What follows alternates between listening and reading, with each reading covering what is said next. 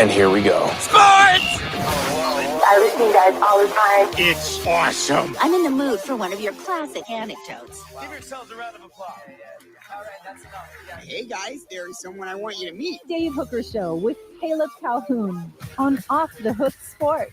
Represented by T. Scott Jones, banksandjones.com, Tennessee's trial attorney from the Ted Russell Ford Lincoln Studio, East Tennessee's #1 volume and customer service dealer, Ted Russell Ford and TedRussellLincoln.net. Look, we're all part of the same team here. Now to the Dave Hooker Show on Off the Hook Sports. With Caleb Calhoun, I'm Dave Hooker. Here we go. A couple of hours of talking Tennessee athletics. And I know you like that. Come on, be honest. So here we go. Tennessee's NCAA tournament bid is done on both sides, the men's and women's. But spring practice is in full effect, so we'll be all about that. We'll talk some Tennessee running backs, some Tennessee offensive linemen, and more. So welcome to the program today, as we've got a lot going on. Also, this day in Tennessee sports history, the stat of the day, which I always love, gets us started off on a good topic, and Caleb Calhoun. Caleb, how are you, sir? I'm good. How are you doing, Dave? I'm good. Sometimes it takes, when you lose, either if it's on your own or you lose watching one of your favorite teams, it takes some time to let things soak in and make things feel a little bit better.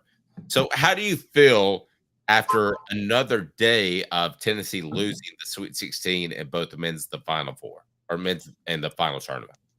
So yeah, Tennessee, the women lost the Sweet 16, the men lost the Elite Eight.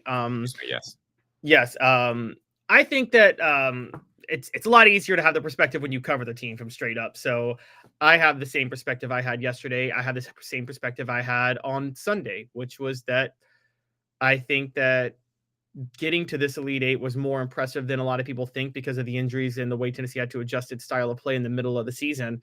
And I still think there's no reason to panic about Rick Barnes. He's obviously not second round Rick. 3 straight Sweet 16s, 2 straight Elite Eights.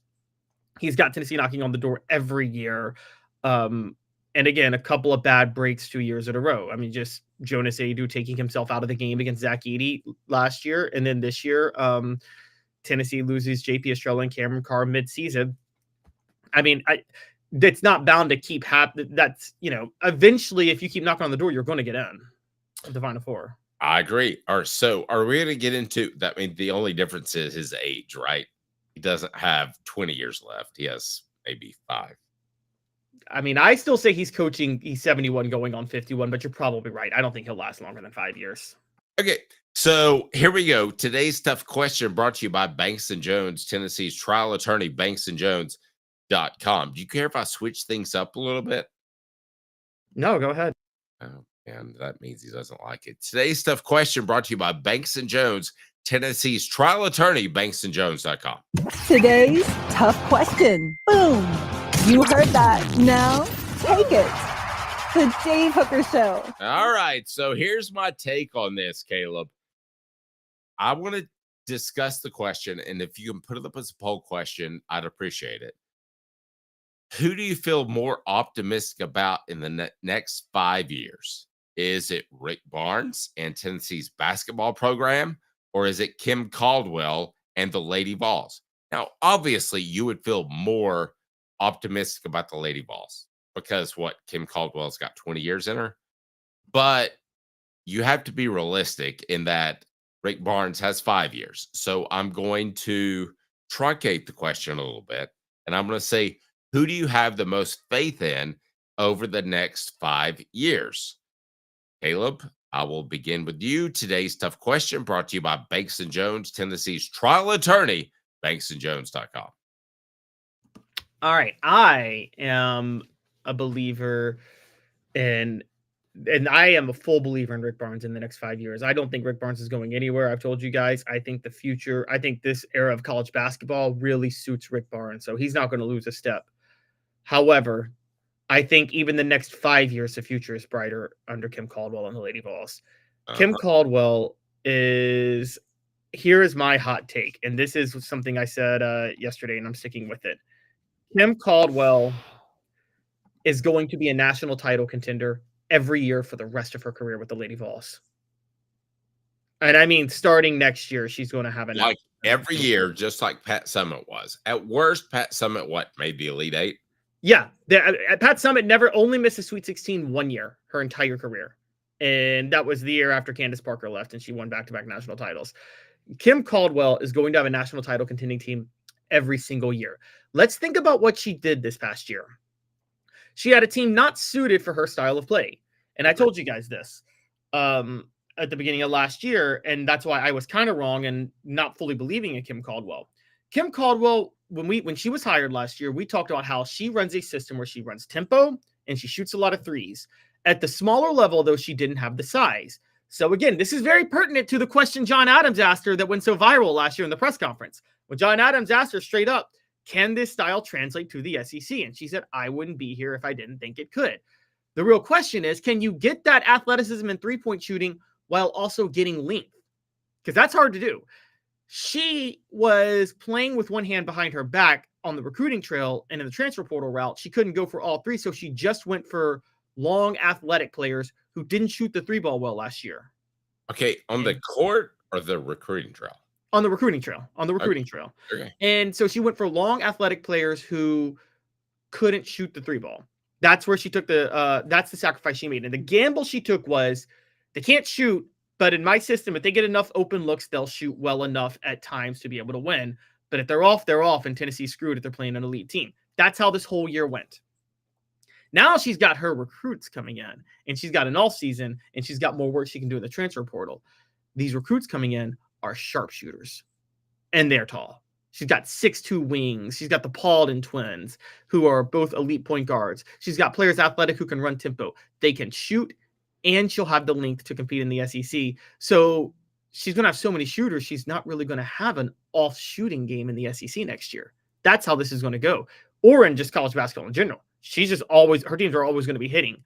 And with that style of play, I mean, it is a Golden State style of play for women's college basketball.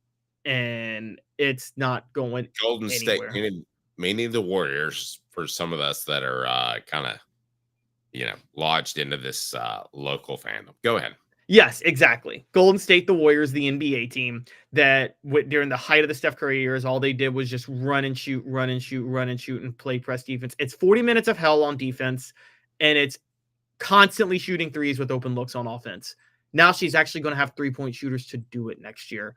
So this team is, starting next year, they're going to be national title contenders, and I'd be shocked if they don't have a title within the next 3 years.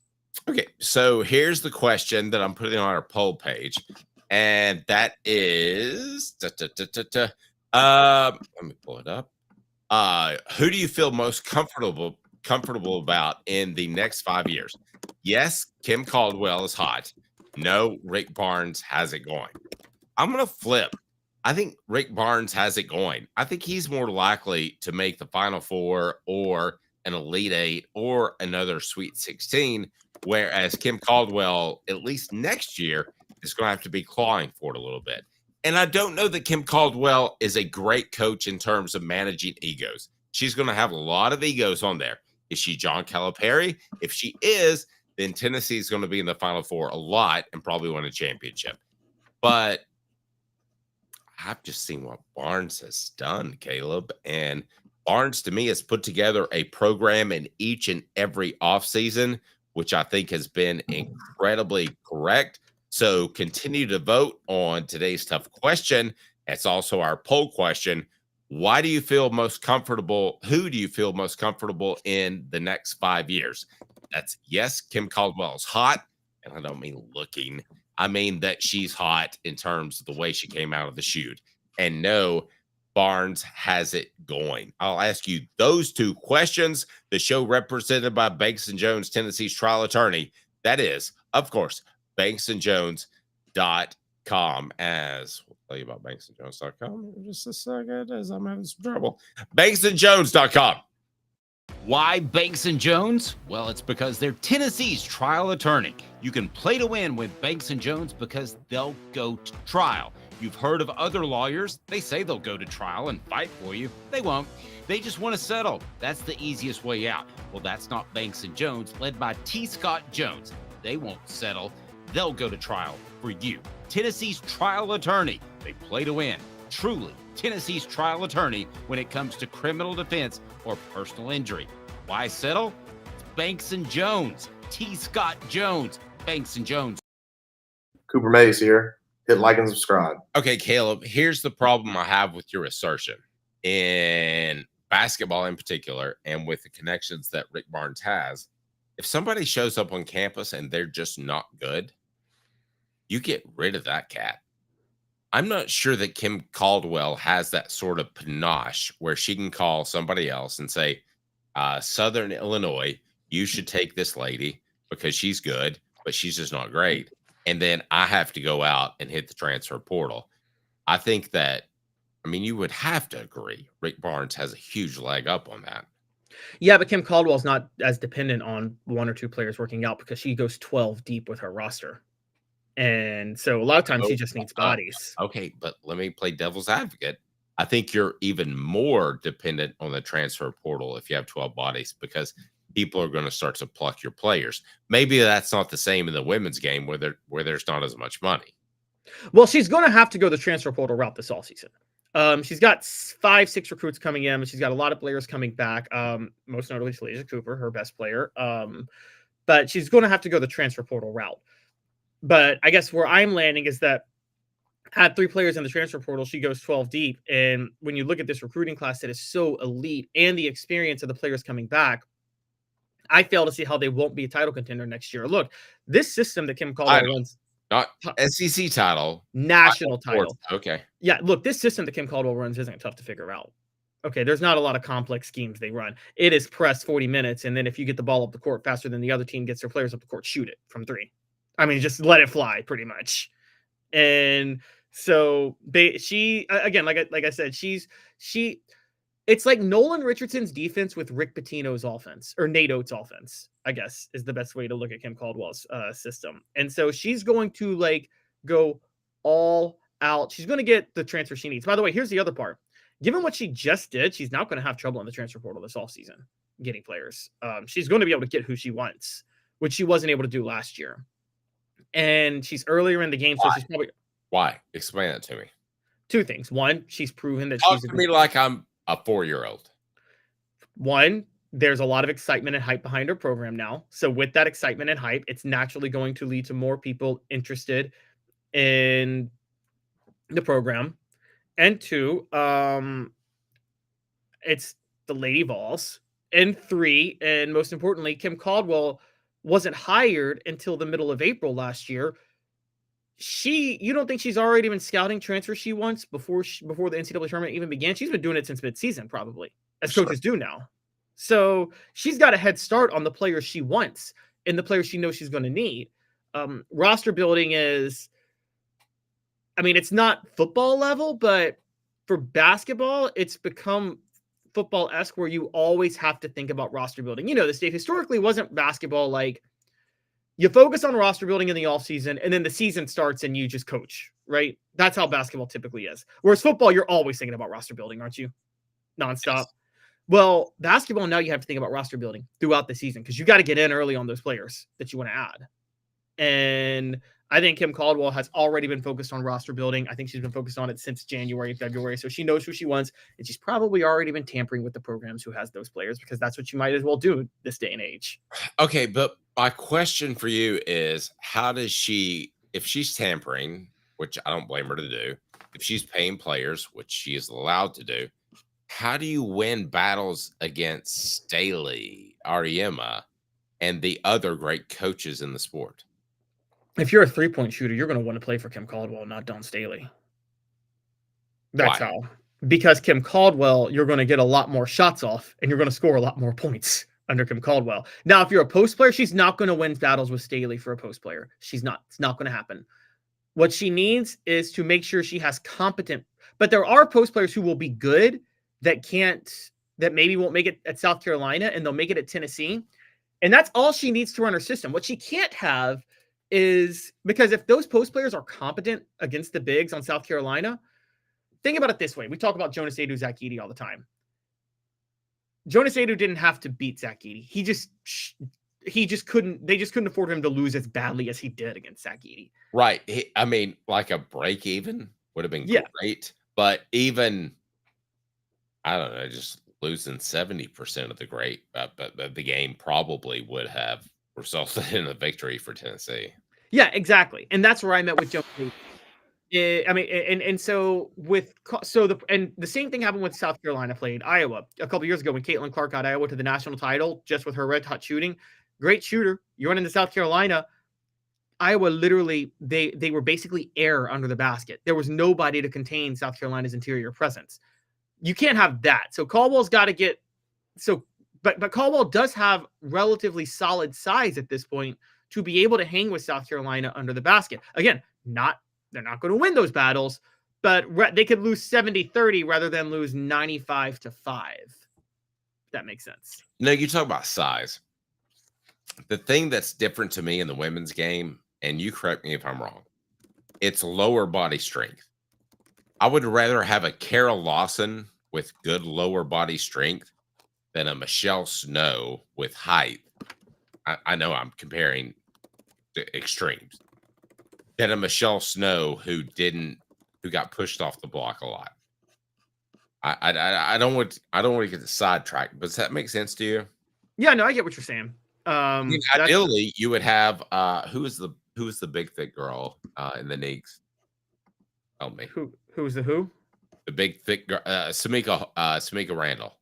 Okay. That's who I want to build basketball players on, because just like I think in the NBA, there's not a lot of long guys that can move like Scottie Pippen, which if you had 6 Scottie Pippens, you'd win every championship. There's not a lot of Tamika Catchings who has that lower body strength and quickness. That's what I'm looking for. If Tennessee can do that, then I think they're pretty special. That being said, with the group coming in, that was today's tough question brought to you by Banks & Jones, Tennessee's trial attorney, banksandjones.com. I'm going to tell you why the men will do a much better job in the foreseeable future and will challenge for championships. Why Banks & Jones? Well, it's because they're Tennessee's trial attorney. You can play to win with Banks & Jones because they'll go to trial. You've heard of other lawyers. They say they'll go to trial and fight for you. They won't. They just want to settle. That's the easiest way out. Well, that's not Banks & Jones, led by T. Scott Jones. They won't settle. They'll go to trial for you. Tennessee's trial attorney. They play to win. Truly, Tennessee's trial attorney when it comes to criminal defense or personal injury. Why settle? It's Banks & Jones. T. Scott Jones. Banks & Jones.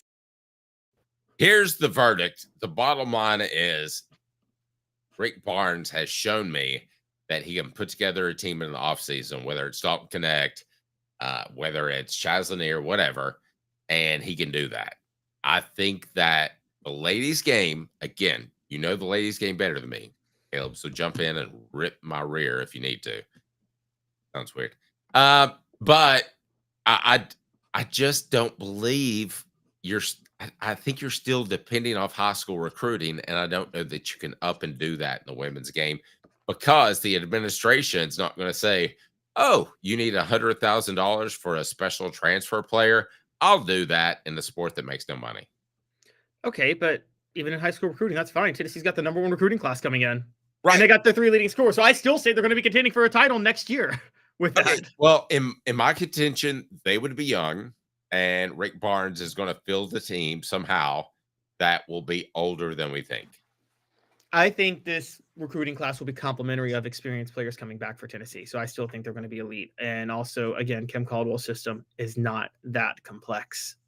You just have to, it's just a willingness to play. It's controlled chaos that's very easy to figure out. Okay, I messed up today's tough question. So today's tough question is now Tennessee's offensive line or running backs. What's the biggest concern for the Vols? I wrote about that. If we can drop that into the chat, I'd greatly appreciate it because I don't think it's close. Today's tough question brought to you by our friends at got to check out Ted Russell Ford Lincoln? I'll tell you more. Today's tough question. Boom. You heard that. Now take it. The Dave Hooker Show with Caleb Calhoun. Represented by T. Scott Jones, banksandjones.com, Tennessee's trial attorney. From the Ted Russell Ford Lincoln Studio, East Tennessee's #1 volume and customer service dealer, Ted Russell Ford and TedRussellLincoln.net. Now to the Dave Hooker Show on Off the Hook Sports. All right, what's your biggest concern? Tennessee's running backs or Tennessee's offensive line, Caleb Calhoun? I don't think this is close. I would be more concerned about Tennessee's offensive line. And this is on the heels of their first scrimmage Monday night that they had. There was a lot of talk about their running game, and they were replacing their greatest running back in history per numbers in Dylan Sampson, and they were replacing 4 starters on the offensive line. I'm actually not too worried about the other tackle spot. There are bodies on the interior, but I just don't believe in Josh Heupel's system bodies turns into production in a year. We've seen that a lot. There's a lot of complex blocking schemes for the guards in the center specifically to kind of figure out. I mean, Andre Carrick comes to mind. He immediately, he struggled a lot his first year and then was very, very good his second year because almost all the running plays are vertical attacks straight up the gut. So you got to run between the center and the guard, either side. I don't know. Dave, maybe you do. I feel like there wasn't a lot of running between the guard and the tackles last year in the running game. It was between the center and the guard most of the time. No, and Dylan says a dominant offensive line will make up for middle of the road running back play, and that's echoed. The only person I've ever heard disagree with that was Derek Dooley, and he's an idiot. Offensive line close. It's not close. My biggest concern is how Heupel Halsey runs the offense this season. All right, let's break down the offensive line for a second.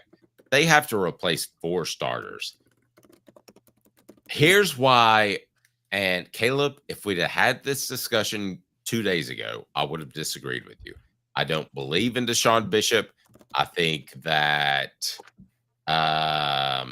Peyton Lewis is a strong running back who gets injured way too often. I would have said running back. But based off what I'm hearing, that Sam Pendleton is pushing at center with William Satterwhite.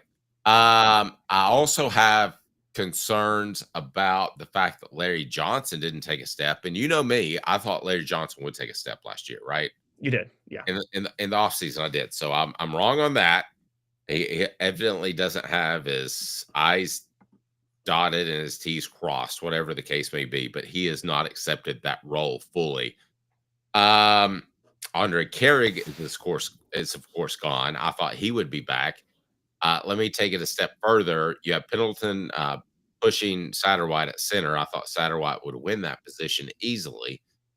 At the right guard position, you have Wendell Moe, who I think that is going to be very good, but he's got an issue with picking stuff up as well, I'm told. At left guard, good luck. I mean, I don't know suddenly what's going on with Tennessee's offensive line, which I thought would be gelling at this point. And I know you love David Sanders, but you would even have to admit, Caleb, that a true freshman on the offensive line at the University of Tennessee, especially going against the SEC and playing tackle, is scary. I don't care how good he is. I don't care if he's Michael Munoz, who came in and stepped right away. I don't care if he's one of the all-time greats. That's still a little scary. If Jeremy Pruitt can get Tennessee to a bowl game starting 2 true freshmen on each offensive tackle side, then Josh Heupel can get Tennessee to a national title game starting 1. Okay. But here's the problem. In order to do that, what are they going to have to do? They're going to have to commit help, be it a chip offensive a tailback, or they're going to have to provide help via a blocking offensive lineman. Now, you have Miles Kitselman with a pectoral tear, and I know he's not an offensive lineman, but he's asked to block 50% of the time. So I hope I'm not stretching too much here, Caleb. I got a real problem with Tennessee's offensive line. that I didn't 48 hours ago. I got a problem with the interior of their offensive line. So I think we're saying the same thing. I'm not worried about them at tackle. I think Lance Hurd is fine. And I break with you. I think David Sanders is one of those guys. He's one of the rare ones, very few ones that is so good he can step in like that and be effective. Now, on the interior, yeah, I think they got real questions at center. I think they wanted to do Satterwhite, Wendell Moe, Sam Pendleton, and then I think they wanted Satterwhite at center, and then Moe and Pendleton plus Larry Johnson to kind of rotate around, and Larry Johnson hasn't come on. Well, Johnson may be more of a tackle, but I'll agree with you on the first part of that. The three that should have stepped in, and it's done from the beginning of camp, is Satterwhite at center, is Pendleton at left guard, and Wendell Moe at right guard. That's not the case. They're still swapping people around. That's scary. Yes, exactly. And the other thing we have to remember is this is a hard offense to figure out from the run game if you're an interior offensive lineman. And so transfers just don't come and pick it up. And so Moe and Pendleton aren't going to pick this up so quickly. So look, there are a lot of concerns. So if we're just talking about Tennessee's run game, let's put this out there. And Dave, tell me if I'm wrong. With the way this offense works, the tackles don't matter in the run game, right? They have no impact on the run game whatsoever. I mean, they got to shield somebody, but they mostly run interior. So I see your point. Yeah. So it's those three plus the running backs. I think the interior offensive line is going to be a big loss. I mean, Javonte Spraggins and Cooper Mays. I mean, we really underrate how amazing that was, those two blocking together. And I feel like Javonte Spraggins still does not get his flowers for how good of a job he did. Right. I don't think we underestimate Cooper after the Florida debacle of 2023. Yes. I do think we underestimate Javonte Spraggins to a great deal. I think we underestimated Jerome Carvin as well. Jerome Carvin. Yes. No, we absolutely underestimate what Jerome Carvin did. But Andre Carrick did offset the loss of Jerome Carvin this year. Not last year, but this past year he did. I thought he finally kind of emerged. So that one was okay. But Cooper Mays, Javonte Spraggins, that was that was such a duo. And that's going to be really difficult to offset. So I am, if I'm Tennessee, much more worried about that situation. We're both in agreement. Look, I was shocked. Brew McCoy at the NFL Combine was just asked about players remaining on Tennessee, and the first player he named was Deshaun Bishop. They're insisting that Deshaun Bishop, when he puts on size, can stay athletic. And I'm kind of shocked about that. By the way, Dylan has a good point. What about Sham Umarov? I mean, we've heard that he was supposed to be ready to step in, right? Okay, I'm going to give you what I've been told are the guys that are actually ready to contribute. That's not to say Sham or anybody else might have a great offseason and be unbelievable. And you're right. Umarov should be ready to step in this year. But here's what I'm hearing as far as the top echelon, and not really by position, okay? Lance Hurd, Sam Pendleton, William Satterwhite, Wendell Moe Jr., maybe David Sanders. I mean, he's got a long ways to go. And then Max Anderson. Those are the ones that I'm hearing, that I'm told by sources within the program, that are asserting themselves and that are helping their case in spring camp. That does not mean that Anderson's going to start, Satterwhite goes to left tackle, or anything crazy like that. I'm just telling you, the five guys that have separated themselves from the pack are those five guys.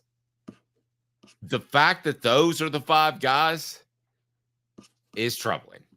Well, you did mention Max Anderson, which would be a 6. So that's at least a utility guy for that point. The question becomes the depth beyond that. Okay, well, let me make sure we're counting right. I got Lance Hurd.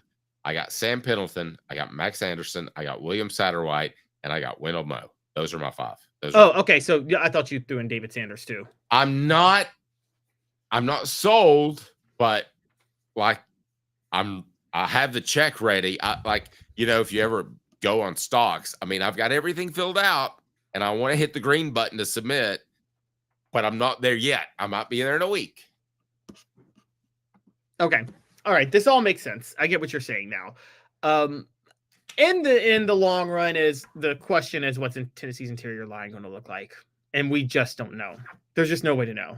It troubles me that Sam Pendleton is making a push at center. To be real honest with you, I mean that I was told that was Satterwhite's job. He had it, which means he stumbled or such. I'm just going to go ahead and tell you, William Satterwhite is one of the most athletic offensive linemen that Tennessee has. He moved around great at 245. He's moving around incredibly well at 235, 230. So I'm wondering if Tennessee's thinking, wow, you lose a lot of that athleticism on center because, your first step is to push between your legs.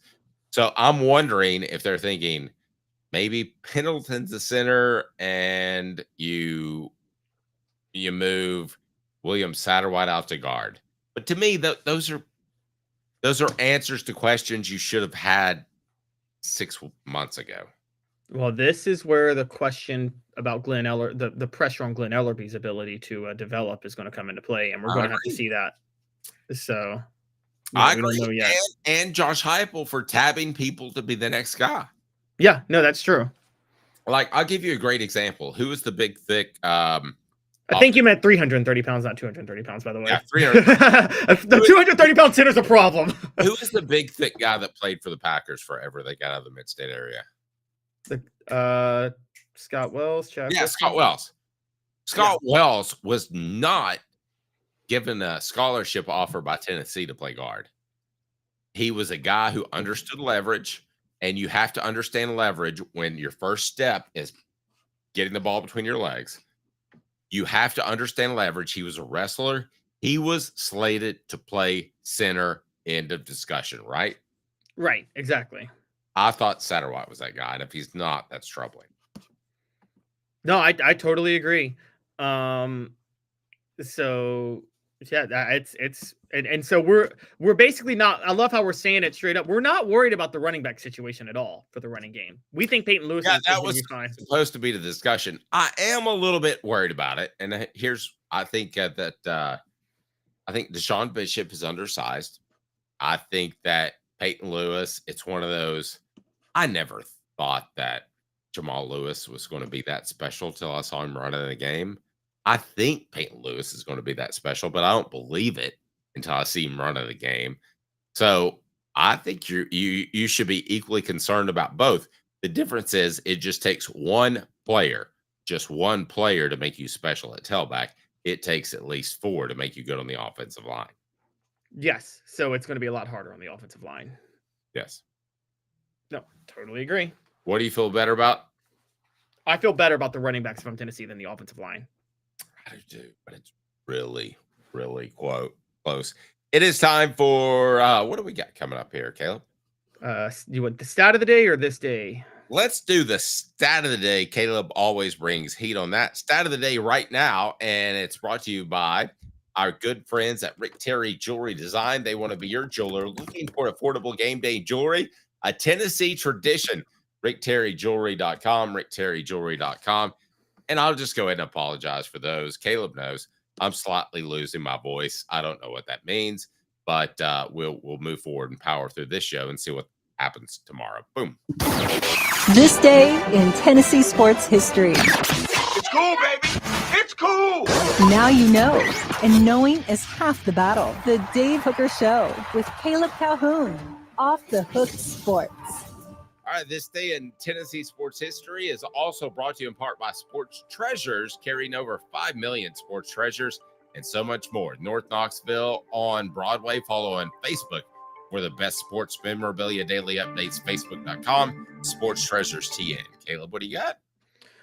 On this day, so are we doing this day or stat of the day? Sorry, I think we got that. Oh, sorry, this day. This day. Okay. On this day, a year ago, I made what Dave said was one of the best calls he had ever seen someone make in 30 years in sports, covering sports, which was when I told you guys, when I had said we did a segment on Friday, which was March the 29th. And I said, hey, Kelly Harper's getting fired on Monday. Book it because of the buyout clause. And then on this day a year ago, Kelly Harper got fired. Nobody gives bad news about individual good people than Caleb Calhoun. Gives worse news about individual. Well, I knew it was happening. But yeah, Danny White. It made a lot of sense. Danny White made a very gutsy move when he did that, by the way, too, because what he proved at that point is, look, Lady Vols basketball is a very tough thing to think about. Right. It's not a revenue sport. So there is the argument that like, oh, why not just be content with just making the tournament and, getting to the Sweet 16 every now and then and focus on football and men's basketball. And a lot of people were worried that Danny White was going to approach women's basketball that way. And he didn't when he got rid of Kelly Harper. Do you know why I thought you were right on that day when you made that statement? How much money does the baseball team make for the university department, university athletics department?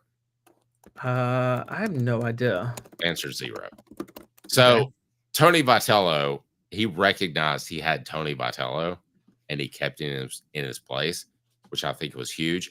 I'll take it a step further. Now I know it's a revenue sport, but Rick Barnes, Danny White stepped in and said, "Whoa, I got Rick Barnes." Yeah, that's like sitting down. If you guys ever play Rook, it's like sitting down, picking up your hand. You're like, I got a bunch of mess here, but I've got the bird. I've got the Rook. So I'm gonna hold with that.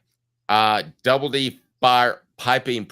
Well, what does that have to do with the Lady Vols though, and how I was right about Kelly Harper?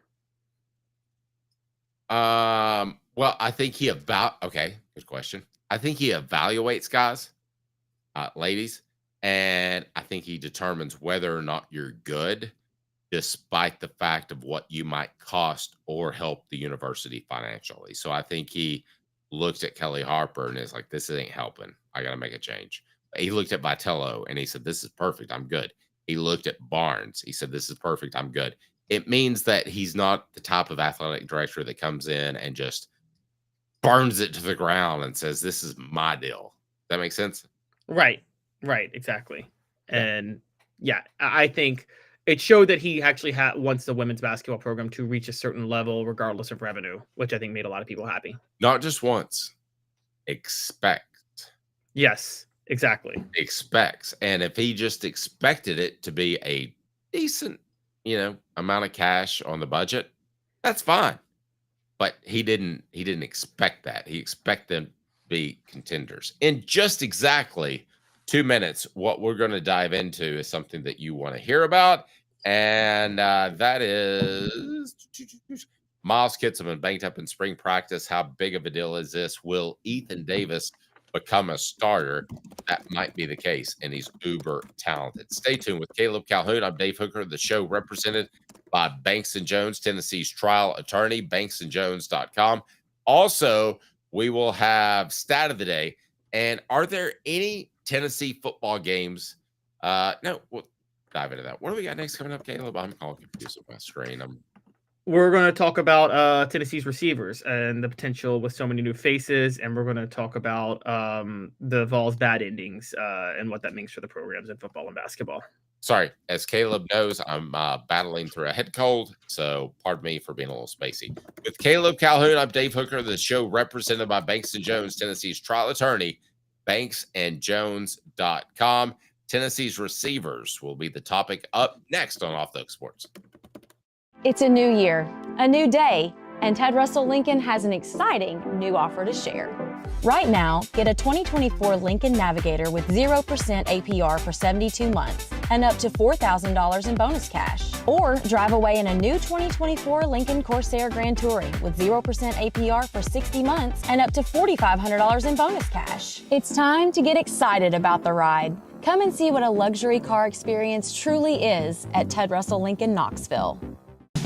Now in its 45th year, the second and third generations continue Joe Newbert's commitment.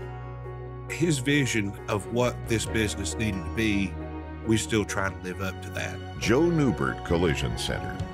Having been in the jewelry industry for a long time in the Knoxville community, I saw a need for a jeweler, a real jeweler. Our ability to do these designs has really been based on the customers bringing new things in and challenging us as a store. Our goal is not to tell anybody what they want.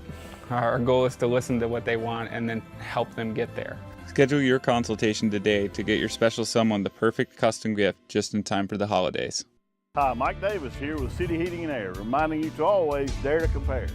Our team provides quality local heating and air service, installation, and maintenance across East Tennessee. We use only the best equipment like American Standard heating and air conditioning for your residential, new construction, or commercial needs. Honesty, dependability, and customer satisfaction have been the cornerstones of our business since 1961. City Heat and Air. There's your pair. Double D Piping provides full-service fire protection on any scale. From residential homes to government facilities, we can assist any customer through design, fabrication, installation, inspection, and demonstration of fire suppression systems. With 30 years of service across 5 states and a full staff with over 40 years experience, our quality can't be beaten. Don't get caught watching what you could have prevented. Call Double D Piping, the absolute best in fire.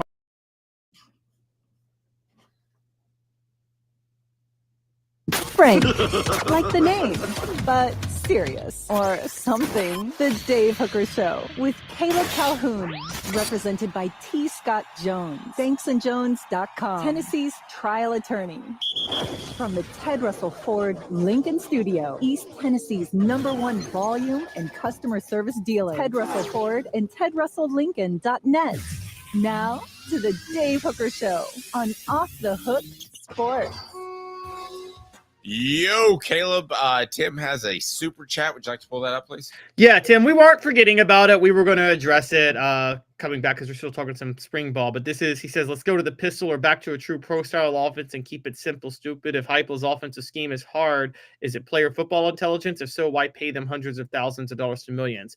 Tim, I'll address that first, and I'll let Dave jump in. But Heupel's scheme is simple for certain people. Quarterbacks, very easy for quarterbacks to figure out.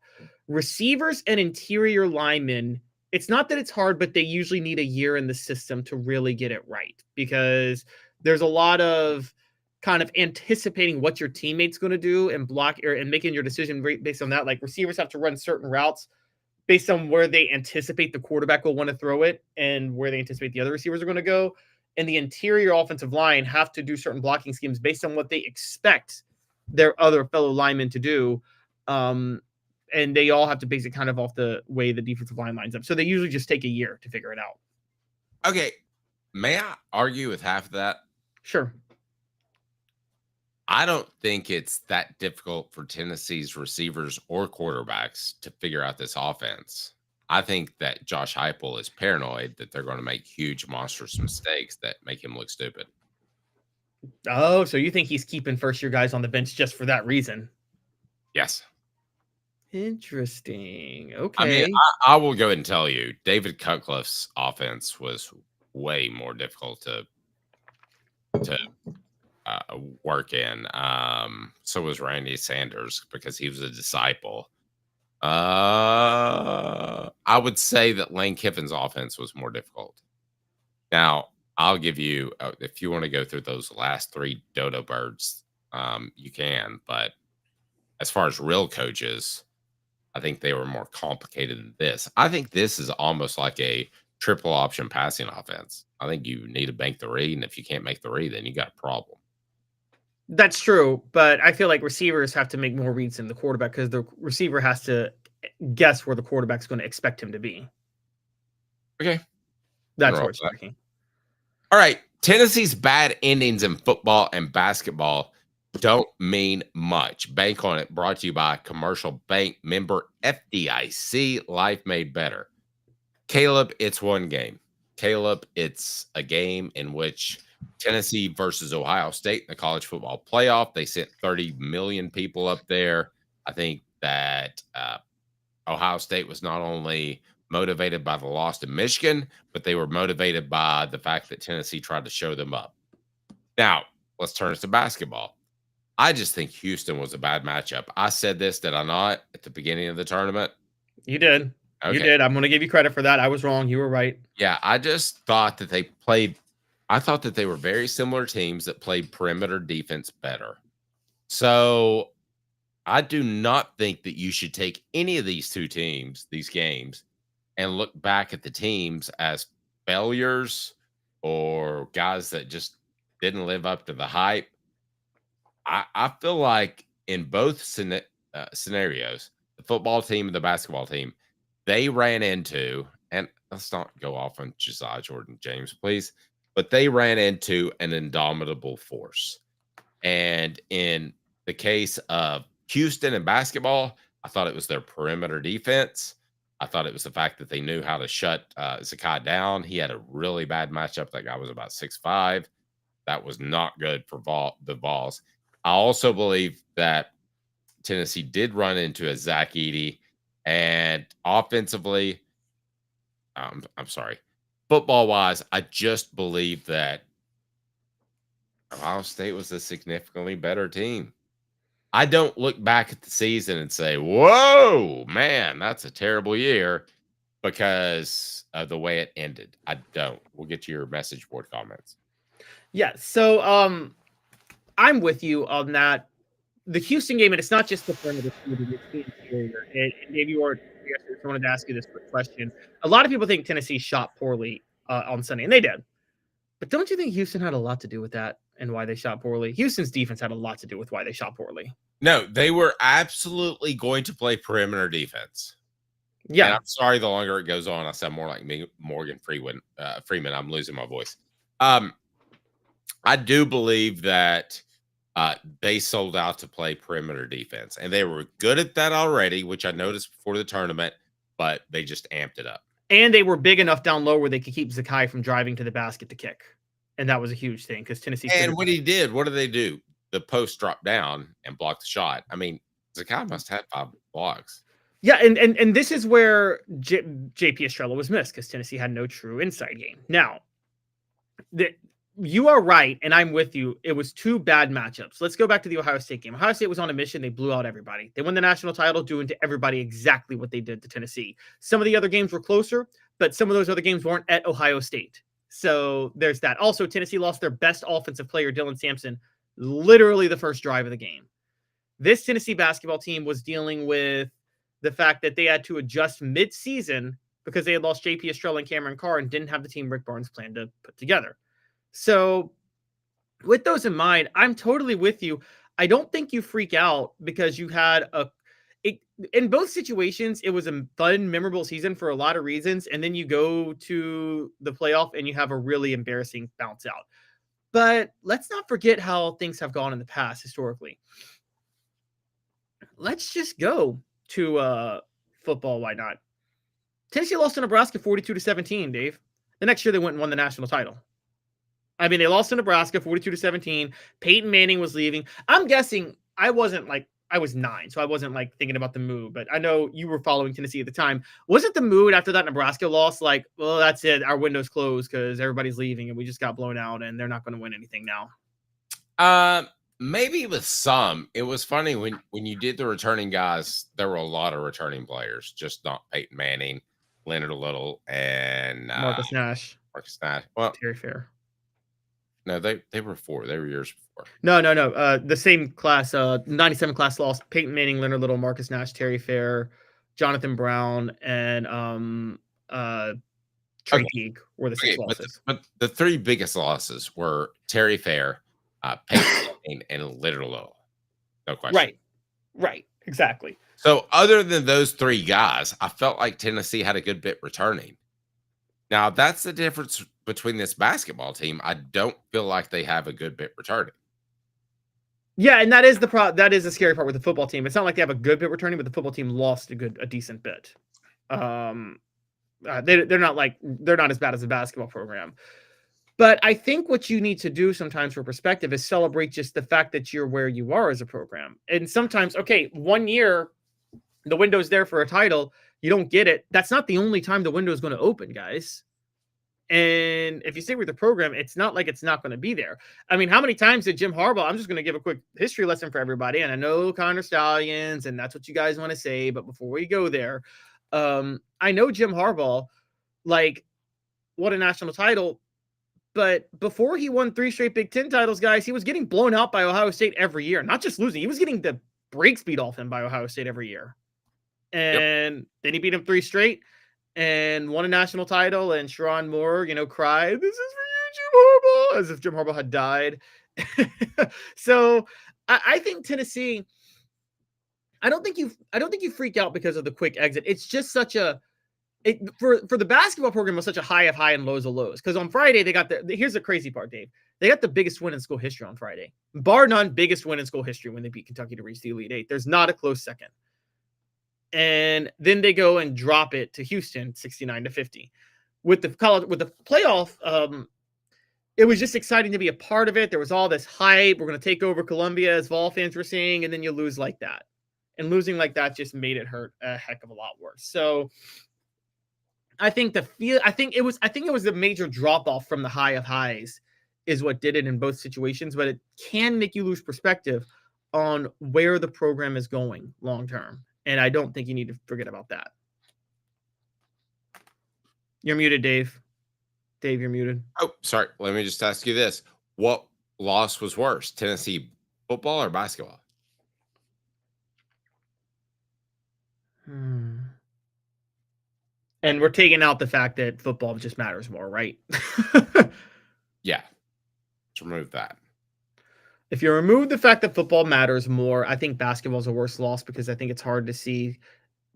I think many thought this was Tennessee's best chance at a Final Four in basketball. Whereas football, you got Nico coming back. I think your receivers are going to be better this year.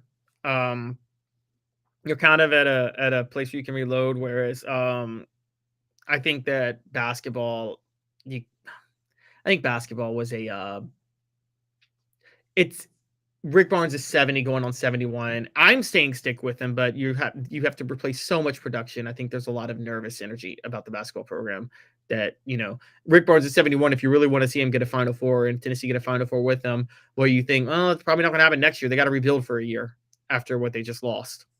A couple of different things why I would feel better about the basketball loss than not.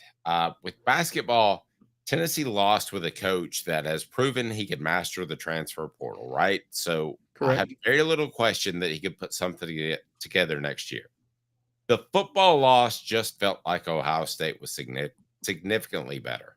And had Tennessee advanced, they would have faced someone that's even more significantly better. So that to me, I feel like the basketball team was close using the eye contest.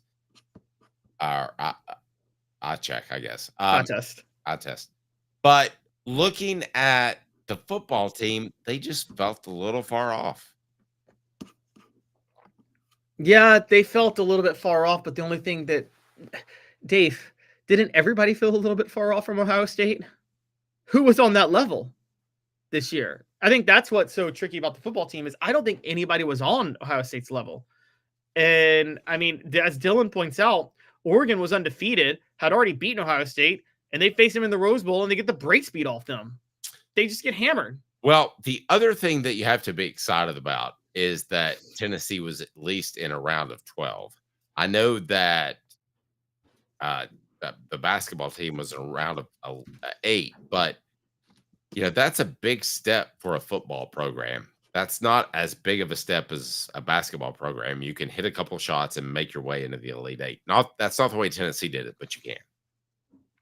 Oh, yeah. I mean, this is my hot take in football. Look, sorry, guys, or basketball, there's no real merit to making the Elite Eight.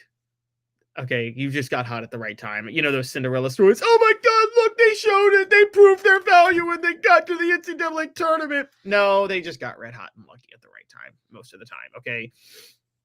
Basketball is one of the most particularly the way college basketball is a 40-minute tip-off, 2 halves of basketball.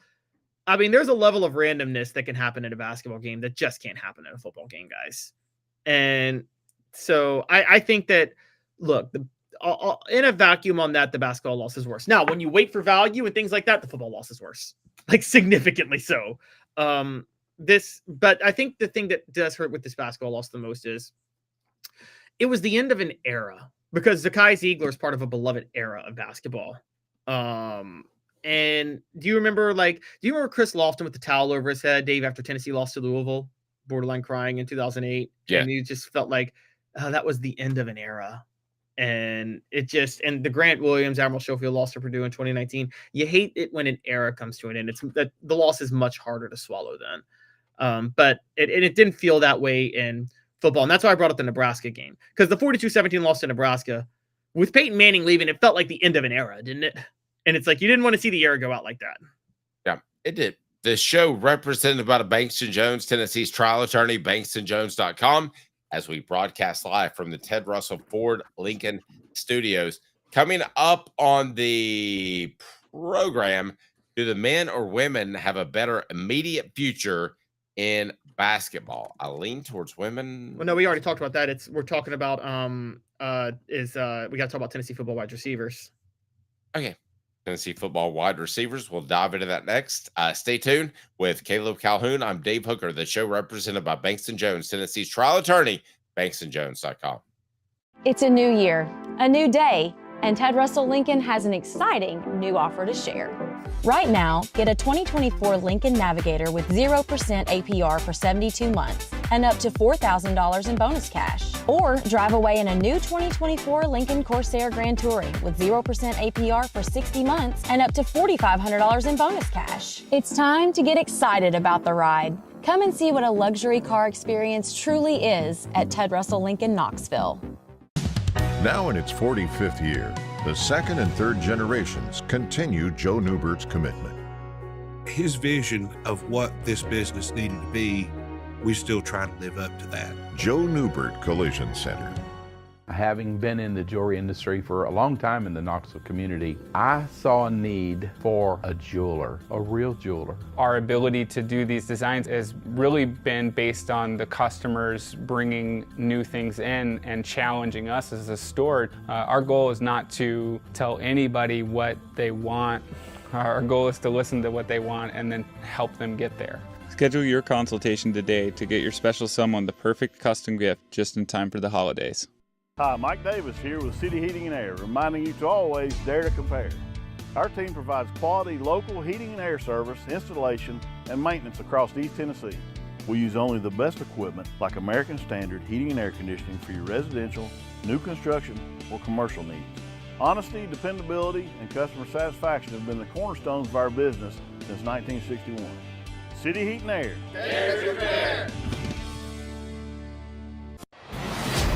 Double D Piping provides full-service fire protection on any scale. From residential homes to government facilities, we can assist any customer through design, fabrication, installation, inspection, and demonstration of fire suppression systems. With 30 years of service across 5 states and a full staff with over 40 years experience, our quality can't be beaten. Don't get caught watching what you could have prevented. Call Double D Piping, the absolute best in fire. Ginger Power, the Dave Hooker Show with Caleb Calhoun. Represented by T. Scott Jones, banksandjones.com, Tennessee's trial attorney. From the Ted Russell Ford Lincoln Studio, East Tennessee's #1 volume and customer service dealer, Ted Russell Ford and TedRussellLincoln.net. Now to the Dave Hooker Show on Off the Hook Sports. So coming up, we're going to break down Tennessee's wide receivers. Also, the spring game denied by an NCAA that just hates Deion Sanders and the fact that he might have something smart to say. David Pollack's comments, we'll get to them. David Pollack does not believe there's a solution to Georgia's driving issues. Okay. How can you say there's not a solution? Because this is David Pollack we're talking about here, who I always felt had some more. I don't want to go here, but he seemed like one of the most homer people to cover in college football media that there ever was. Maybe a little bit. His wife's going through a serious battle with cancer, so we're going to cut him some slack if you don't mind. We will. We will debate the merits of what he said. Yes, which is fair, and he would say so as well. Let's get to the stat of the day. This day in Tennessee sports history. Stat of the day. They never lie. Or do they? Stat of the day. The Dave Hooker Show with Caleb Calhoun. Off the Hook Sports. All right, what do you got, Caleb? Stat of the day is what? Jemai Mashak over the weekend had 5 steals against Kentucky, which was a Tennessee NCAA tournament record. For his career, he finished his career with 18 steals in the NCAA tournament. an NCAA tournament record for Tennessee. Jemai Mashak was a defensive specialist who will be very, very missed. Honestly.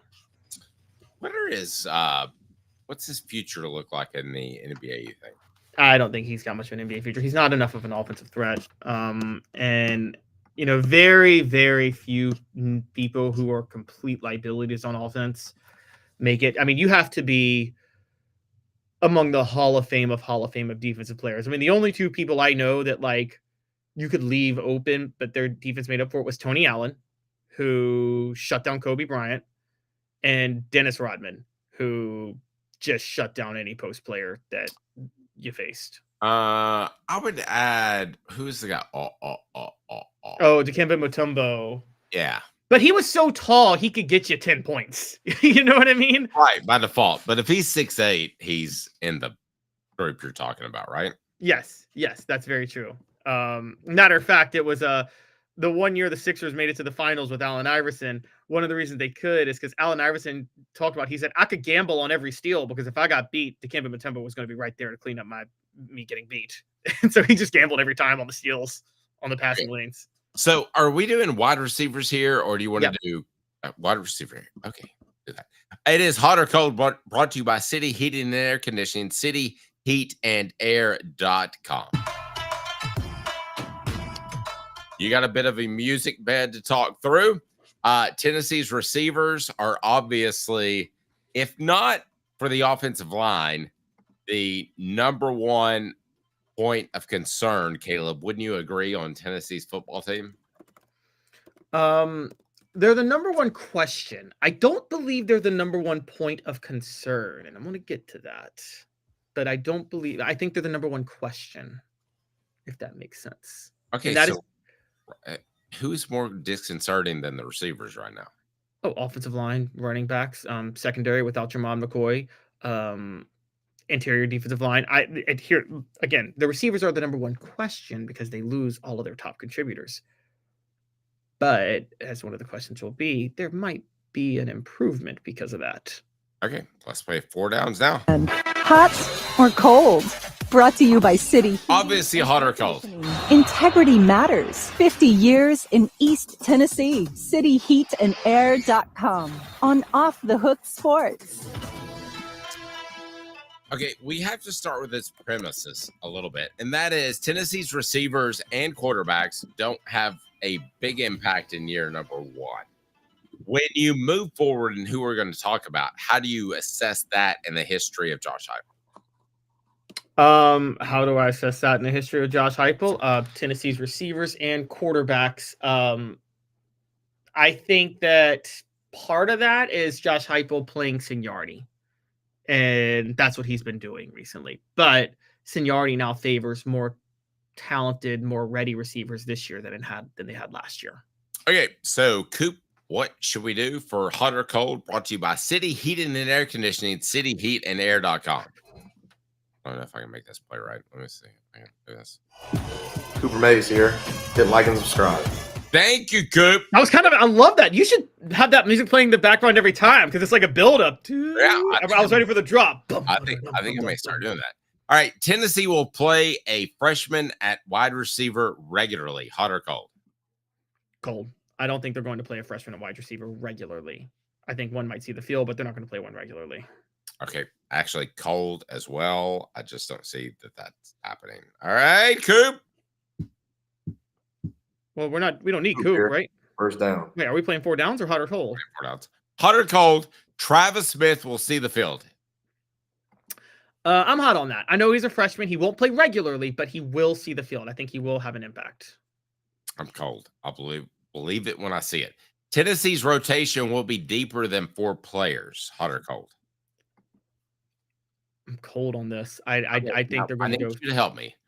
Is the 4 rotation into the 3rd quarter or 4th quarter when the game's out of hand? Or are you talking about really playing Alabama, Georgia? Really playing Alabama, Georgia when things matter. I don't think they're going to go deeper than 4 players. Cold. Totally agree. Yeah. All right. Hot or cold? Travis Smith will see the field. No, we already did Travis Smith. It's You said he will, and I said he will. The next one is about Tennessee's receiver unit. Okay. Will it be? The question is, will Tennessee's wide receiver unit be better than last year? And that's my hot take. And I'm saying, even though they replaced everybody, yes, it'll be better than last year. You realize they had some pretty good dudes for last year. I realized that all of them were banged up. And Brew McCoy was coming back from an injury and wasn't at 100%.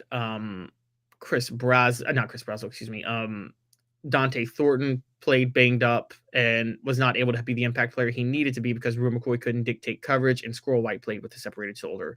So I think Tennessee will be better this year at receiver than they were last year.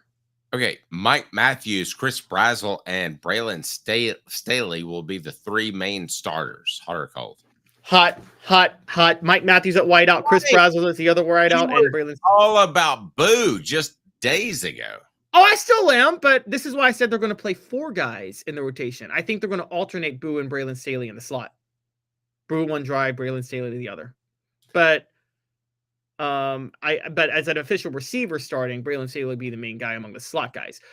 So I guess that is my 4: Matthews, Brazel, and then Staley and Boo alternating in the slot.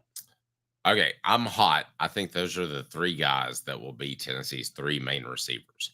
All right, we've already done this day in Tennessee sports history. How about the Vols? Let's talk a little bit more about the receivers real quick, too. How great do you think Mike Matthews could be this year? Honest question. How great do you think he could be? Second team All-SEC. That's as high as you go? You don't see All-American potential or anything like that? Mm. Okay, what about Braylon Staley or Chris Brazel? Third team All-SEC. Wow. So I see All-American potential with Mike Matthews. I really do. I know you think I'm crazy. See that? No, I don't think you're crazy. I can see that. Yeah. Because even though they're unproven, I mean, let's not forget, Brew McCoy was unproven until Cedric Tillman got hurt, and Jalen Hyatt was unproven until Cedric Tillman got hurt. Cedric Tillman was unproven until Josh Heupel got there. Now, of the losses, McCoy, Thornton, and White, and then they lost Chaz Nimrod, Caleb Webb, Nathan Leacock, and Nate Spillman. I think they lost those guys because they knew what was about to happen with Mike not Squirrel, Brew, and Dante. Dante and Squirrel and Brew obviously went to the NFL. Squirrel transferred, but Chaz Nimrod, Caleb Webb, Nathan Leacock, Nate Spillman. Dave, I got to be honest. I think they left because Chris Brazel and Mike Matthews are the guys. Oh, I totally agree with that. Who else? What's next? Yeah. So I guess my question to you is, what about the potential for you? Do you think they're going to be better than last year?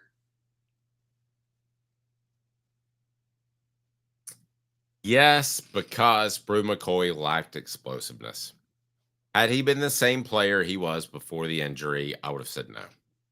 Okay, so with that in mind, we have to then say that Nico Iamaleava, can the offense return to 2022 form, or is it going to look more like last year? I think if you had to choose the two, it's going to look a lot more like 2022 than it will 2023. I think that's a given. Okay. That makes sense. A lot more like 2022 but what about 2024? No, I think they'll be better than 2024 just because you have Nico is a better player. Okay. So, but do you think it'll look like what I mean is, do you think it'll look more like the passing offense of 2022 or the run offense of 2024? Pass offense of 2022. And I think that's a good call up for me to write as well. Yeah, I'm with you. Pass offense of 2022 is where I think it's going to go. All right. The show represented by Banks & Jones, Tennessee trial attorney, banksandjones.com. I'm probably going to let Caleb drive you the rest of the way home as I'm fighting just one heck of a cold and I feel like I'm about to die. So hang tight. He's got good stuff coming up on the program, which includes Colorado and Syracuse attempt a spring game, but the NCAA says no. David Pollack says there's no solution to Georgia's driving problem. What? The show represented by Banks & Jones, Tennessee's trial attorney, banksandjones.com. Hang tight. More Caleb after this. The show broadcasting from the Ted Russell Ford Lincoln Studios. Stay tuned. 2 minutes off Look Sports. It's a new year, a new day, and Ted Russell Lincoln has an exciting new offer to share. Right now, get a 2024 Lincoln Navigator with 0% APR for 72 months and up to $4,000 in bonus cash. Or drive away in a new 2024 Lincoln Corsair Grand Touring with 0% APR for 60 months and up to $4,500 in bonus cash. It's time to get excited about the ride. Come and see what a luxury car experience truly is at Ted Russell Lincoln Knoxville. Now in its 45th year, the second and third generations continue Joe Newbert's commitment. His vision of what this business needed to be, we still try to live up to that. Joe Newbert Collision Center. Having been in the jewelry industry for a long time in the Knoxville community, I saw a need for a jeweler, a real jeweler. Our ability to do these designs has really been based on the customers bringing new things in and challenging us as a store. Our goal is not to tell anybody what they want. Our goal is to listen to what they want and then help them get there. Schedule your consultation today to get your special someone the perfect custom gift just in time for the holidays. Hi, Mike Davis here with City Heating and Air, reminding you to always dare to compare. Our team provides quality local heating and air service, installation, and maintenance across East Tennessee. We use only the best equipment like American Standard heating and air conditioning for your residential, new construction, or commercial needs. Honesty, dependability, and customer satisfaction have been the cornerstones of our business since 1961. City Heat and Air. Dare to compare. Double D Piping provides full-service fire protection on any scale. From residential homes to government facilities, we can assist any customer through design, fabrication, installation, inspection, and demonstration of fire suppression systems. With 30 years of service across 5 states and a full staff with over 40 years experience, our quality can't be beat. Don't get caught watching what you could have prevented. Call Double D Piping, the absolute best in. Welcome back to the program. Calhoun here with Off the Hook Sports. Dave feeling significantly under the weather, so I'm going to bring us home. I will be the Mariano Rivera of the show. I guess you could maybe call me maybe the Billy Wagner of the show too, because I think there's an argument that Billy Wagner was actually a better closer than Mariano Rivera. But anyways, that's a different story altogether. Let's talk a little bit about what the NCAA just did with the spring game, because if you don't know, they rejected Colorado's and Syracuse's attempt at a spring game that Dion and Fran Brown wanted to do. This is so short-sighted by the NCAA, and this is them exerting their authority in a way that's absolutely ridiculous. Look, there's a way to make these games valuable, and I've suggested it, and I'm going to talk about this maybe in a column. Here's how to make the spring games great again. Make spring games great again.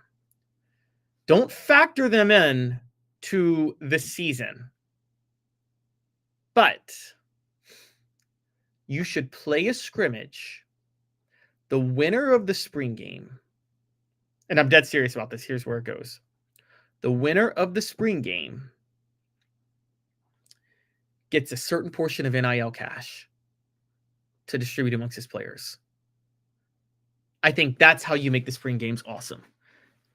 Is give everybody something to play for. You get NIL cash in 2 ways. The players get paid, but see, the fans aren't going to care about the players getting paid because that's not on them. But then the schools will get a certain amount of NIL money that they can then go spend on players on the recruiting trail.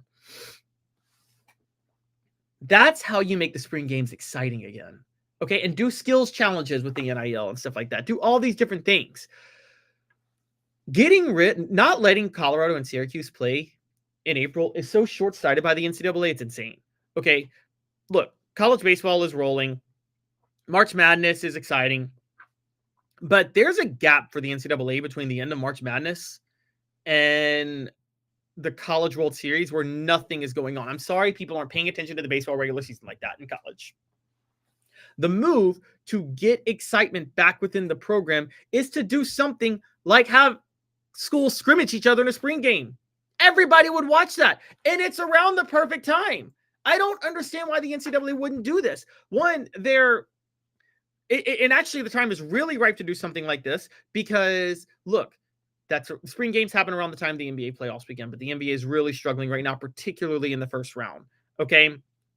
So I don't understand why the NCAA wouldn't not only not endorse Colorado and Syracuse doing this, but try to facilitate it, man.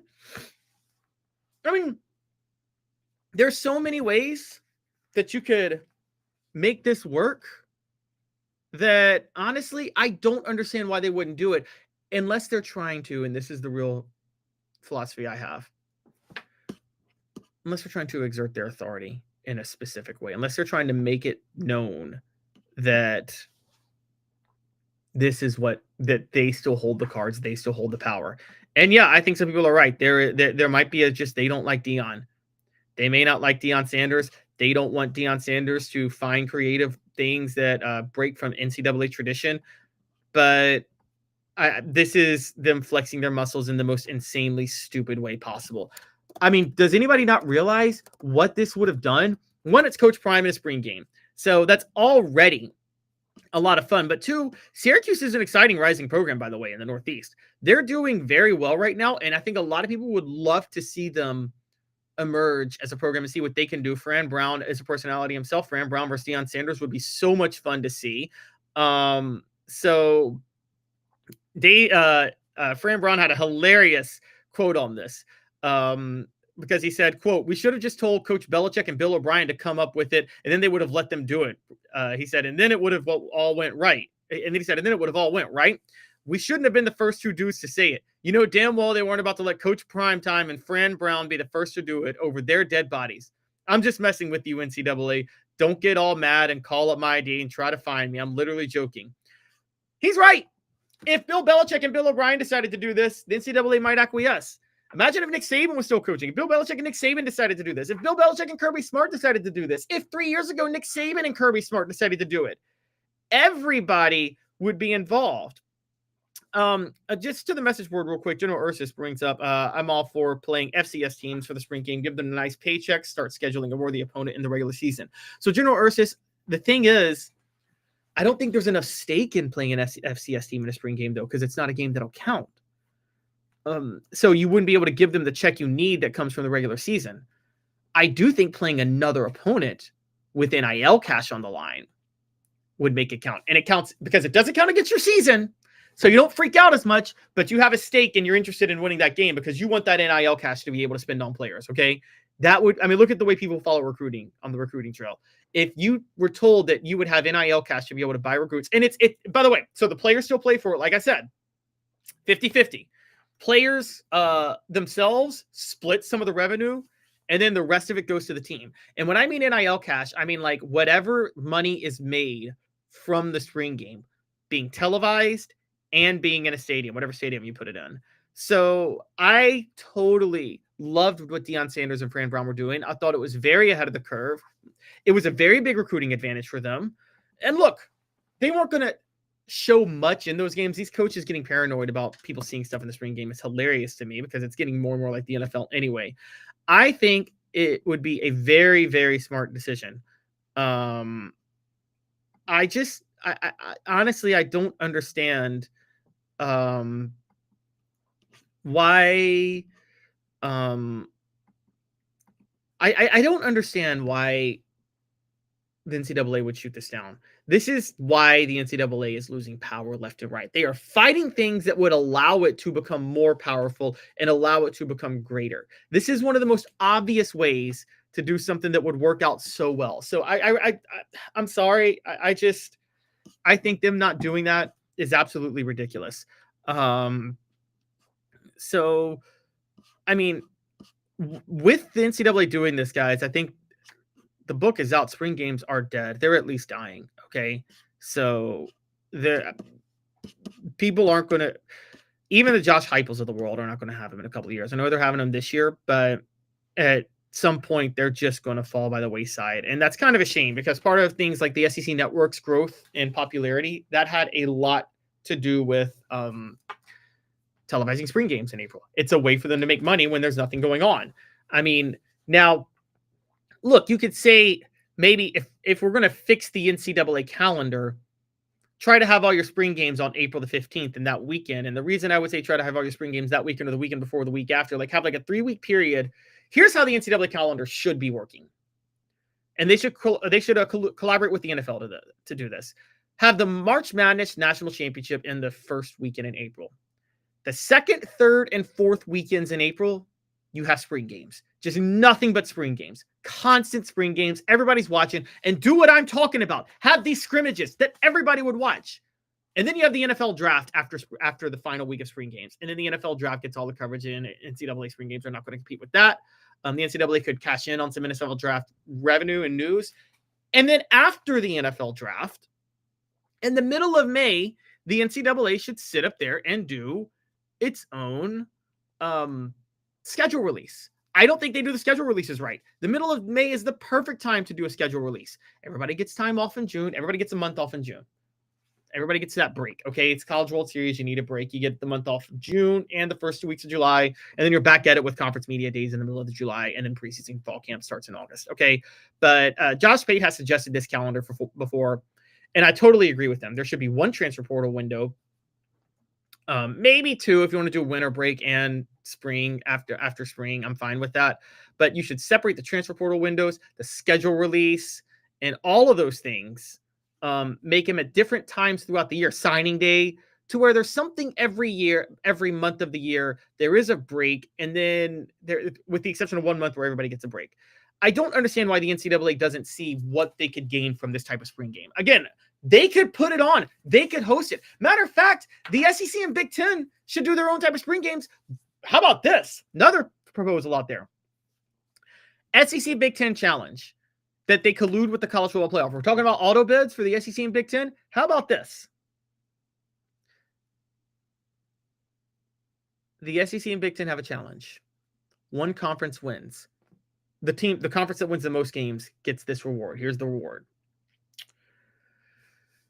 If there are two teams with the same record in the SEC and the Big Ten, and each conference has the same number of teams in the college football playoff already. So this is a debate over which team with the same record as the other will get in, meaning which conference will have more teams get in the college football playoff. The conference that won the spring practice challenges gets the auto bid in. How about that? You know, like how the All-Star game became to see who gets home field advantage in the World Series. I'm just saying the NCAA is really losing it. And here's the thing. Syracuse and Colorado are not in the Big 10 or SEC. Syracuse is in the ACC. Colorado's in the Big 12. They're showing up the NCAA right now. That's really bad for the NCAA because if they join with the Big 10 and the SEC and leveraging their power, if they support the Big 10, if the Big 10 and SEC leverage their power over the NCAA, and the Big 12 and the ACC each have a prominent school that are willing to also publicly humiliate the NCAA, you're going to see the institution crumble even further. And I don't think that's what they plan to do when this all went down. I'm just saying that's probably not how they wanted this to work out. Portions of the program are brought to you by Work Trucks. They're all about trucks that are actually available, trucks that help you maximize your profits by having the right work vehicle. Now, time is money. The perfect work vehicle doesn't break down and has all the space to carry what you need. That's what Work Trucks is intent on offering, while other dealerships just can't do it. Contracting is about time. Work Trucks saves you time with less back and forth trips and trucks that pass the highest standards to be put to work. The process is also quick and easy when choosing a vehicle for Work Trucks. Cargo vans, utility body trucks with the nap hide work bodies installed, pickup trucks of all sizes, and anything special like cranes or dump trucks. Work Trucks supplies vehicles to people just like you and get you back on the road tomorrow. No dealership runaround. If you're a contractor, you need to know Work Trucks, and that's a fact. Service industry, remember Work Trucks. Work Trucks carries trucks that your business has to have. You need Work Trucks. Clinton Highway in Knoxville and in downtown Birmingham. For the entire inventory, go online to worktrucksllc.com. Worktrucksllc.com with an X. Why risk chancing your future in business on the wrong piece of equipment that burns your time? Worktrucksllc.com. Work Trucks will also work to make sure you have the perfect vehicle you have to have. They'll even find a perfect truck, outfit it, and make sure it fits your needs to a T. Work Trucks with an X. LLC.com. WorkTrucksLLC.com. Proud supporters of the Tennessee Vols. Quick message from Ted Russell Ford, 30 seconds, and we'll be back to talk about some comments David Pollack made. Like a blast from the past, the Super Dealer is back. Look to the skies, Knoxville. The Super Dealer is fighting for price, service, and the American made. Ted Russell Ford is East Tennessee's #1 volume Ford dealer. Save up to $4,350 on a new Ford F-150 XLT, or get into a new Ford Ranger XLT with no payments for 90 days. Come see the Super Dealer today at either Ted Russell Ford location, Parkside Drive, or Welcome back to the program. We're going to close this thing out talking about David Pollack, a former Georgia Bulldog. David Pollack, who we wish him the best. His wife is obviously going through something very serious, and on that front, we're not trying to attack him personally for this, but this is obviously, but he made some comments that are kind of revealing, and that's about the Georgia Bulldogs. As we've been covering, Georgia keeps having arrest issues, keeps having driving issues, and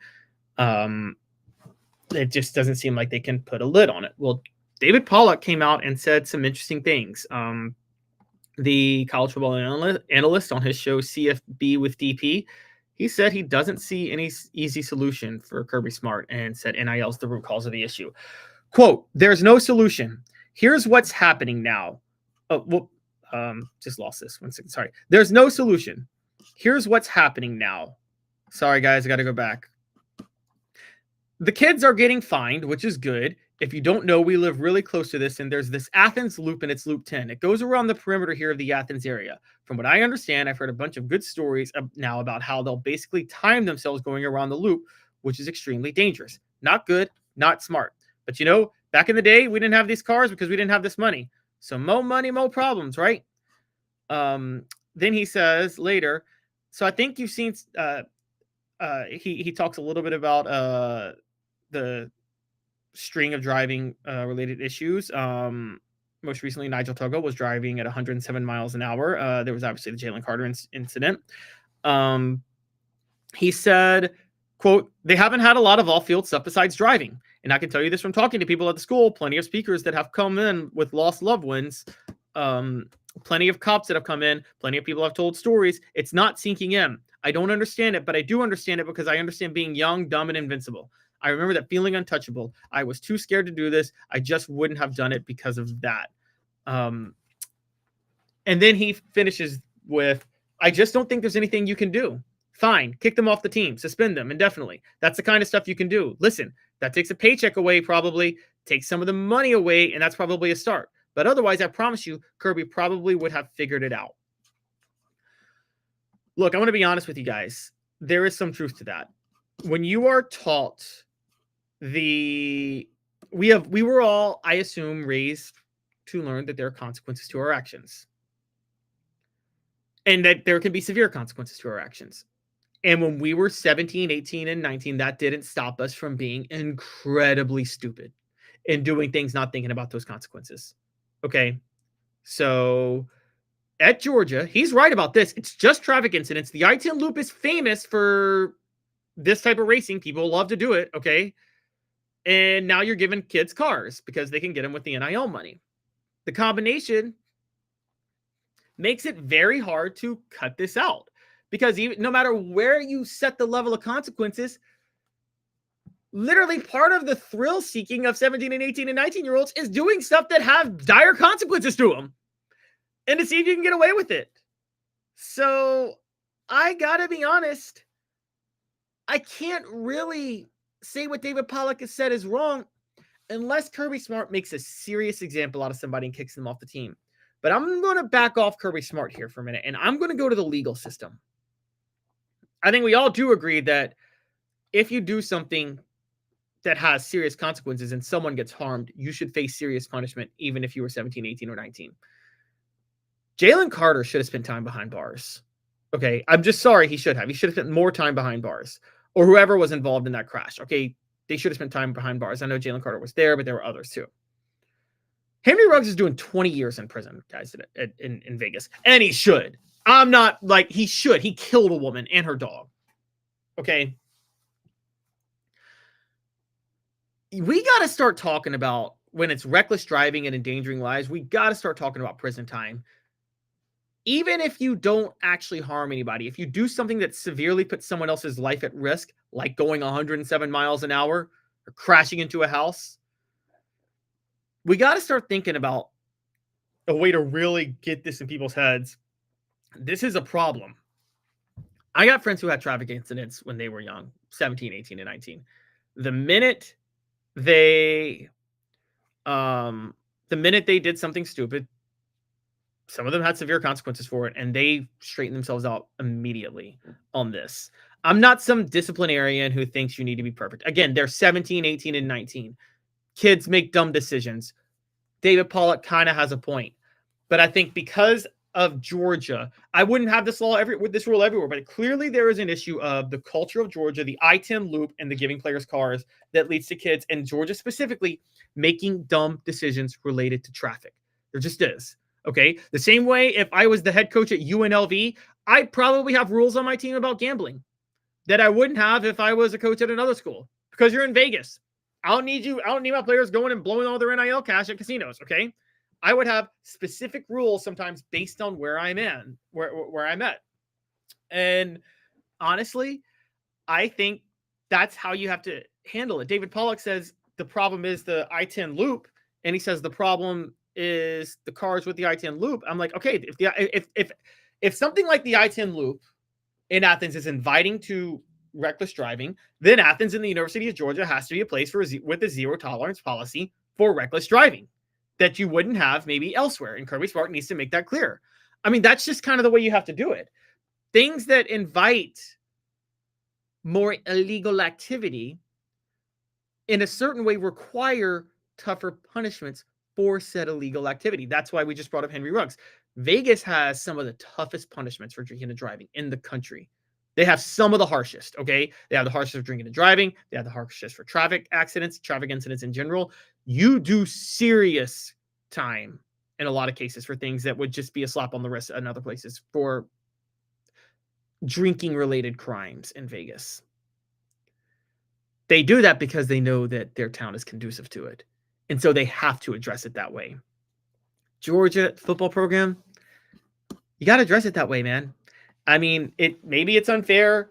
Maybe you don't like it. Maybe you'd rather be able to have the same standards everywhere else. And I'm not saying Georgia's worse, because I do agree that, like, if other programs were plopped right in the state of Georgia with that I-10 loop, in the level of NIL, they probably would end up having the same issues. But given where you are, you just have to have some rules against that. You do. I think that's the only way you can actually handle this. The same way I'm the head coach of Colorado, I'm not allowing players to smoke weed. Sorry. Like, it's too prevalent. All right. You'd be smoking too much. If I'm the head coach at LSU, I mean, I'm not going to tell players not to drink, but I'd probably have tighter drinking rules on players if I'm the head coach at LSU, because they like to drink down there in Louisiana. So look, that Georgia's just going to have to set that rule. And not just Georgia, places like Miami. I know there's a lot of driving that goes on in Miami, things like that, fast and furious culture. Depending on where you are, you just have to set different rules for different types of people. And I think that there's just no way around that. And I think Georgia's going to have to set zero tolerance traffic policies, because what David Pollack is saying right there is that Georgia is more inviting to commit traffic violations than other programs. Well, then you got to set a harder rule against that. That's really the only way out of this, because otherwise this is going to keep happening and it could derail Kirby Smart. And I don't think Kirby Smart's a bad guy. I don't think Kirby Smart doesn't care about discipline. He's not Urban Meyer thumbing his nose at everything, but this is something that can derail a program long-term. Okay. We can just talk about Philip Fulmer in Tennessee. Tennessee had a big problem with discipline in the early 2000s, and it ended up causing major problems with recruiting and things like that. So that's my take, is that I think Georgia's going to have a different set of standards. General Ursus is asking, isn't pot illegal again in Colorado? No. What happened was there were a couple of states that decriminalized like really hard drugs. I believe Oregon, and now they've rolled back the decriminalization of that. And Florida tried to legalize weed, but it didn't pass the 60% threshold. But no, weed is still legal in Colorado. The show represented by Banks & Jones, Tennessee's trial attorney. Play to win, banksandjones.com. Broadcasting to you live from the Ted Russell Ford Lincoln studio. Thank you guys for tuning in today. Again, we're on every weekday at 10 a.m. Eastern. Please hit that like and subscribe button. We'll be back on tomorrow with Caleb Calhoun and Dave Hooker. This has been a